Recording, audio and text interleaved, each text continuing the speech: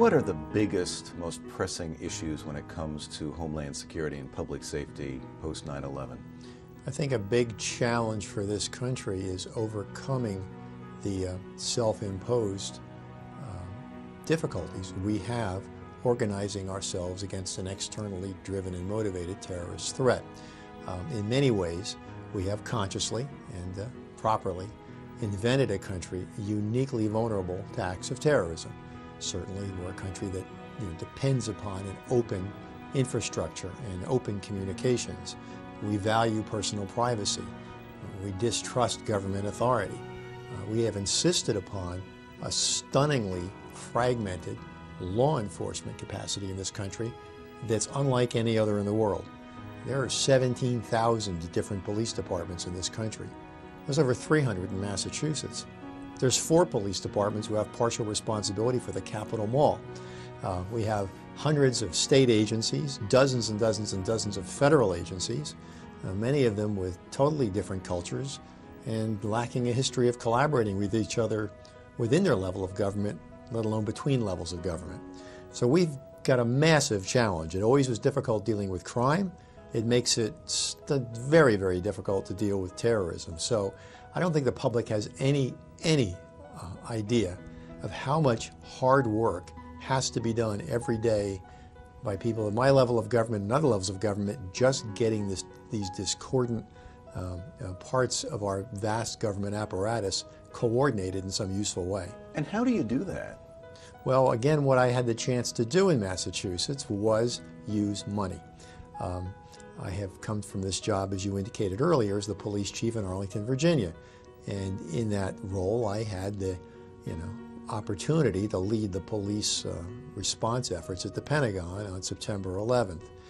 And I learned some very powerful lessons then that derived directly from my experience of those events. I mean, I was working them through in my mind while still on the ground. What was obvious to me is that this country devolves more authority and responsibility to the smallest units of government than any other country on earth. That's local government. Law enforcement is overwhelmingly a local government responsibility, as is firefighting. And so it follows that although terrorists may think globally, when they act locally. In the United States, that means a local government becomes the engine of terrorist response.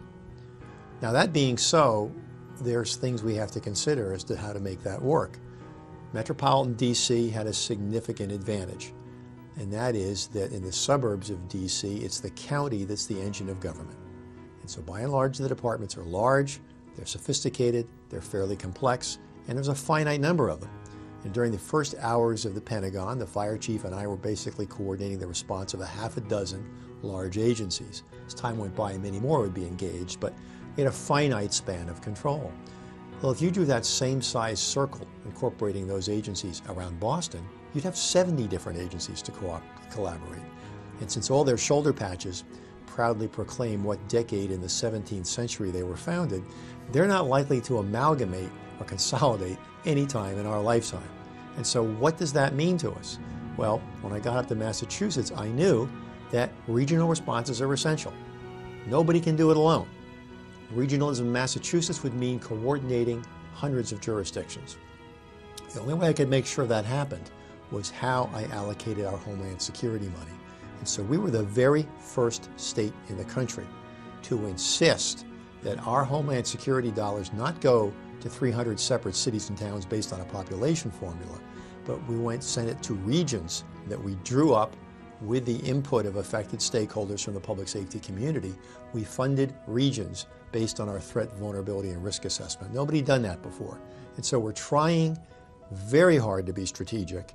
We're trying to use this money to foster partnerships between disciplines and between jurisdictions, because clearly terrorism prevention and terrorism response involves many different jurisdictions of government and many different disciplines of government. Are other states doing the same thing, or is the Massachusetts model pretty unique? The Massachusetts model is pretty unique right now. We've gotten a lot of interest from the Department of Homeland Security on how we've done it, and we've gotten some interest from some other states. There are a few more states moving in our direction. One of them is New Jersey, for example, is beginning to move. They're using their counties as the engine of delivering money, but they're moving in our direction. The challenge is there's probably only 4 states in the country that have cabinet-style governments in which there's a cabinet secretary with the responsibility for proposing and following through on a strategy. Now, last August of '05, for the first time ever, there was a meeting of state officials with the Department of Homeland Security talking about some strategic issues. And I was surprised how many states have basically 4 or 5 people responsible for pieces of Homeland Security. I mean, I went there with my undersecretary. Other states had to bring their adjutant general, their emergency management director, their special advisor on Homeland Security issues, and their grants administrator. No one of them could tell the others what to do. Well, fortunately, as I say, I've got the National Guard, I've got grants, I've got the state police, I've got a wide array of response agencies as well as funding agencies, and I'm much better positioned to try to move our intensely proud and parochial, local governments in the direction of collaborative relationships for both response, and we're trying to work on a preventive aspect as well. It must be a challenge because you come out of a police force yourself, and this notion of local control and oversight is so embedded in not only the nation's approach to laws administration, but to policing and law enforcement and everything else. What have you figured out to say to your colleagues or to people within the state of Massachusetts, for example, in terms of how to let go of that, at least sufficient enough that you can operate on a statewide level? It's really not easy, and you use up a lot of your professional credibility. It helped that I came from the public safety world, and so I could speak with authority and conviction about what goes on there. I'm a little bit harder to fool when it comes to what people want to do with their money. The other thing I've got to say, and it's a commonplace now, but it's nonetheless real, people in my position can't accomplish anything unless strong elected chief executives back them up and permit them to move in that direction and support those efforts. It's very easy to get the rug pulled out from underneath you. When I first came into office in 2003, we got the first iteration of Homeland Security money by March. So I'd been in office 60 days. At that time, Congress insisted that this money be spent for equipment, and we had to obligate our $32 million within 45 days. That was a mandate from Congress. We would then be permitted to spend the planning money. Now I pause for effect. All right, here I am in a position of having to get $32 million worth of grants for equipment out the door rapidly with no plan. All right, the requirement for the state to develop its plan didn't exist yet. We would not have to develop a plan until the end of '03. I mean, we met that standard, but that hadn't happened yet. The DHS had not put that requirement on us, and we hadn't had a chance to put together a formal plan. So what I decided to do then, with the governor's support, making it up as we went along, I made an announcement to the communities. I said, all right, this is going to be a competitive grant process. Everybody's not going to get a little bit of money.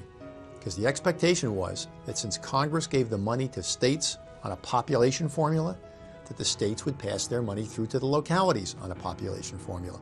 We were the only state that refused to do that. And what I said was we're going to do an electronic, so it'll be fast, turnaround, grants program that's competitive. I will not accept applications from single jurisdictions unless they are multidisciplinary and the cities are big. Every other jurisdiction, if they're going to apply for this money, has to apply with other jurisdictions. I said, I don't care who you apply with, but I said, identify the threat you have to respond to and identify your mutual aid partners. Come up with a common plan to spend this money. Well, we gave out 18 grants, but those 18 grants covered about 75% of the population. Now, you can bet I had pulled a fast one. The legislature went nuts on me. I went to an oversight hearing that was chaired by a state senator who happened to be from a community that hadn't gotten any money. And I spent 5 hours answering questions about our Homeland Security grants process. But the point is, we've made the first steps towards regional collaborations.